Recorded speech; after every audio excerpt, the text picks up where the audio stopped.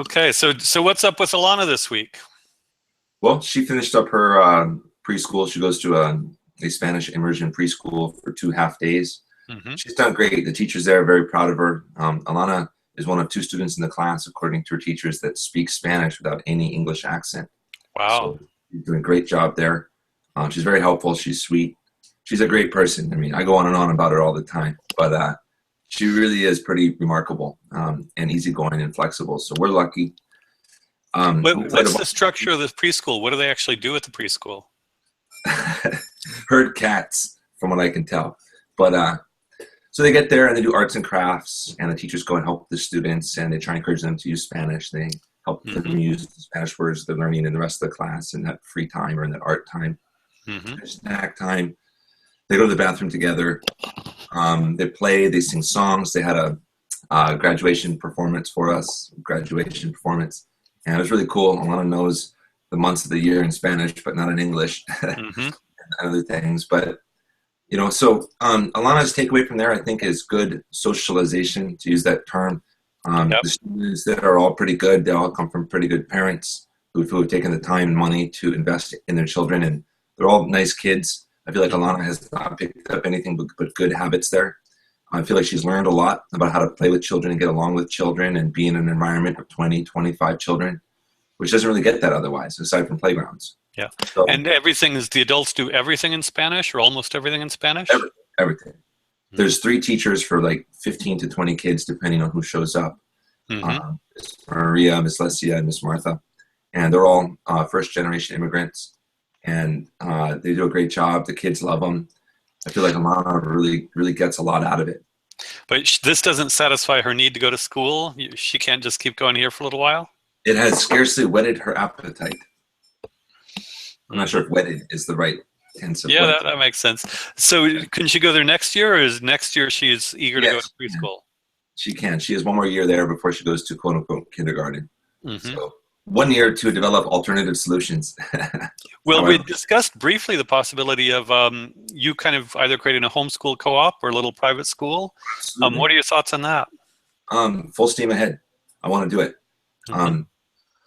I like the part-time nature of Yak Academy. It gives some structure to Alana and gives her something to look forward to and something concrete to wake up early in the morning for, but not 5 days a week, not every day, not to the point where it bores her. Yep. There's another, so she has the option of doing 2 or 3 days a week in Spanish. We have her in 2 days right now. Maybe next year we'll do 3 days. A few other students do 2 days in Chinese and 3 days in Spanish. So they're there 5 days a week. Their parents have found that to be a preferable alternative to quote unquote daycare. And I'm sure it would be. Here in Austin, there's a one-day school, which is kind of a halfway house between a school and homeschooling, where it's 1 day taught by regular teachers, and then they get assignments and so forth, and the students then do the homework at home. I don't know that that's the perfect model for you, but I really like sort of eliminating most people think either I'm homeschooling or I'm creating a school or sending my kids to a private school or whatever. But I like to think of it as a continuum where, it sounds like Alana needs needs the social contact, and she needs kind of the rituals, or wants the rituals of school. Yeah. But what does that mean exactly? It could mean, I know little alternative schools with 5 kids, 10 kids. And if you and your wife can't do it, or the other parents, then it's not that expensive to hire, if you find good people and, it's part-time work for them, hire them to do a few hours a day or something. No, that's definitely the angle or the path that we're trying to move down. I'm actually meeting with that guy, Jordan, that you connected me with today. His child is 4, so it's right about the same age as Alana. Alana has another little friend, a couple other friends that are in San Diego, that just the 4 or 5 of them would be a sizable and interesting group. And then you probably have to check in on zoning. I know some places over a certain number of kids, then you can't do childcare over a certain number of kids. And if, on the other hand, there are places, sometimes there are, say, churches that have a Sunday school and their facilities available during the week.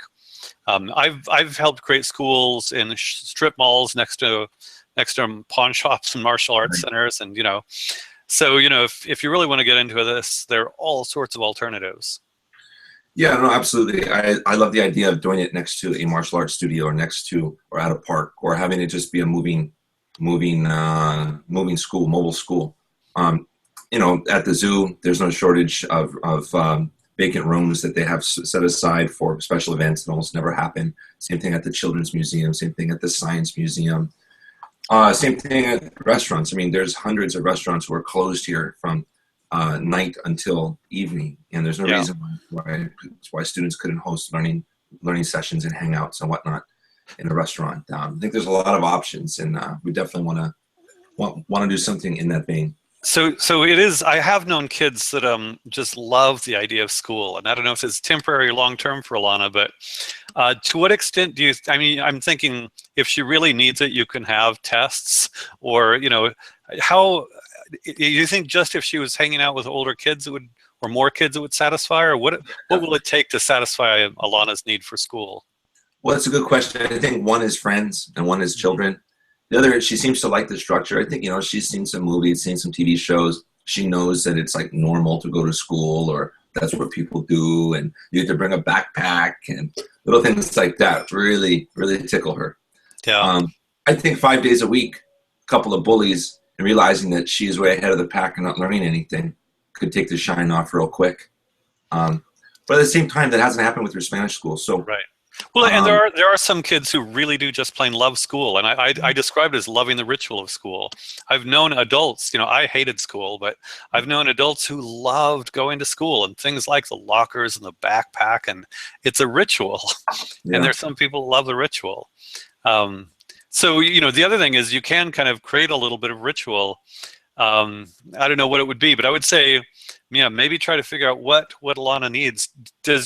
Does she feel somewhat satisfied by the Spanish immersion? Yeah, she likes it. She's learned a ton. Her Spanish vocabulary and grasp of Spanish has just grown in leaps and bounds this school year. I'd say that's due to both her teachers, who are outstanding, and really take the time to give Alana a little extra special attention because she's so good at Spanish and wants to learn. Yeah. Also she watches a lot of TV shows and whatnot in Spanish. We don't let her watch anything in English. She has to watch it in Spanish. Excellent. It occurs to me that right now, she's just learning to read, but I suspect she will develop very rapidly as a reader in the next year. Oh, yeah. And also, rudimentary mathematics.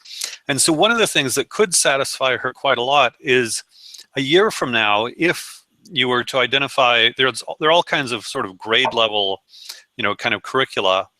And without doing the kind of mind-numbing curricula, it could be very satisfying for her if she was able to do something online that said, oh, now I'm doing first grade material, now I'm doing second grade.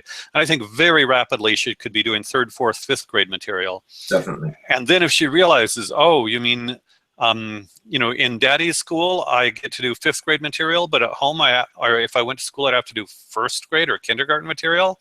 I don't want to be a baby. That kind of, I would say shameless validation. Yeah. Could go a long way. I'm not above shameless validation, believe me. And I think she would do that. Alana's reading, every week we talk about it, but it's just getting better and faster. She reads words faster. She builds them faster.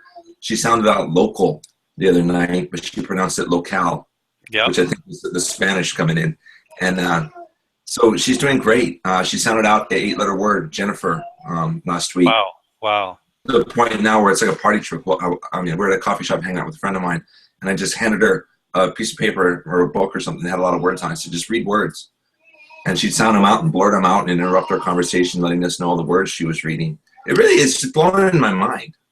What it is. No, and part of this is I know she's naturally brilliant, but the verbal intensity and sophistication with which you interact with her, I see that as kind of laying this foundation on which as she gets the symbolic letter sort of thing going, I think she's just going to take off like a reader. She's just been so intensely verbal already. Yeah, my wife and I try really hard, and we have since day one, to give her a verbal assault or a barrage of 30,000 words. We're trying to do 90, right? There you go. Exactly. There are those little children's books that have, one word. Are there little books, one word on every page, or 2 or 3 words on every page? Has she had the satisfying experience of reading all the way through books on her own yet? Probably not, and it's our fault. We have those books probably put away somewhere that we need to dig out for Logan. Because we're at the point now where we read Alana relatively sophisticated books. In fact, we get a little frustrated when she pulls one of her favorite little kiddie books off the shelf. We're like, come on. Yeah, So, although it's different if she's reading entirely on her own. It's just true. And so, yeah, I think it's great you guys are reading sophisticated things, but I bet she could just start racing through, first super easy ones, and then ever more sophisticated books on her own. Right. What do you think about setting up an incentive program for her? She doesn't appear to need it. She's self-motivated, but I feel like you read 5 books and give you a treat. Is that necessary? I would refrain from it simply because, there are a lot of people, especially in alternative ed and unschooling, that are intensely against that. And I would say I'm not intensely against that, but I would say you've been so successful at getting her to be motivated, out of curiosity, love of learning, no doubt, the eagerness to please mom and dad, that I would say, yeah, because once you get them motivated by incentives, then if for whatever reason you take the incentives away, or she's in a situation where she doesn't have the incentives, then she's kind of messed up and won't keep going. So I would say I see that sort of thing as kind of a backup, but I think if you don't need it, don't go there. Okay, that's a good point. Then we won't. Yeah, I will say also she's a great big sister, man. She is just. I couldn't imagine a child would be more helpful with a little baby than Alana. I think a lot of kids naturally want to please. They want to provide value. It's funny, we talk about entrepreneurs and employees providing value, but I think they want to provide value in the household. They want to be useful and valuable, and it's a healthy, natural instinct. Yeah. No, for sure. And you're talking about math. Thanks to my wife, Alana's got a rudimentary grasp of adding and subtracting. So she has vitamins that she takes, these little gummies. It's about the only in the world that has a little sugar on it. And in order for her to get her vitamins, she has to do 5 or 6 math problems with Marlo and I. What's 2 plus 2? 3 plus 3? What's up her fingers, count some. And that's the point where she's memorized some of the easy ones like 2 plus 2, 3 plus 3, 1 plus 1. And I don't think she's really grasped why math is important, like how we use it. No problem. Again, she's really young. Yeah. Really young. She's doing great. And a lot of this is keep it fun and natural. Yeah, we try and keep it fun. I mean, I don't make a big deal of it or anything. And she's willing to do it. She looks forward to doing it. She remembers that we ought to do it. She goes, hey, I want my vitamins, so let's do some mathematics. Excellent. Any more playing around with set?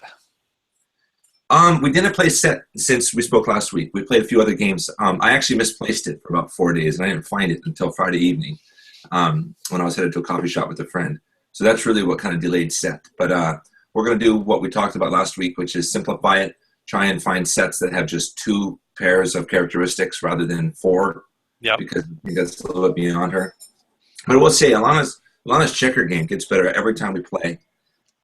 Something that's changed in the last 3 or 4 months is that she now understands the concept of losing, whether that's from school, whether that's from media or what have you. I win, you lose, vice versa. Yep. So she also understands that. Oh, go ahead. Oh, I was going to say, may be premature, but with my son, I played chess a lot with my son, and I didn't like the idea of deliberately throwing games, Right. and I didn't want to beat him all the time. So what I did was I would start with severe handicaps. Even when he was young, I think I started with a king and 1 pawn, and then of course he would beat me with a king, and when he had a full set and I had a king and 1 pawn, and then every time he beat me, I would get to add a piece, and then every time I beat him, I would lose a piece. And so that way, I could do my best. What can you do with a king and a pawn? But, I could really do my best. And there was this sort of dynamic, growth and challenge. Right. That's a good idea. I'll do that with checkers. I think Alana's not quite there yet for chess. Too many. Sure. But yeah, I suspect you can do exactly the same thing with checkers. And again, kids do like to win. And if you start with small enough numbers, she's going to beat you. Yeah. I'll just have a single row of checkers. I bet she will beat me too. There we She's go. so proud because I think she does suspect that sometimes I throw games, and I do. I'll let her know. Yeah. Well, we should keep it short. So say hi to Jordan for me, and look forward to touching base next week. Sounds good. Thanks, Michael. Okay. Take Bye-bye. care.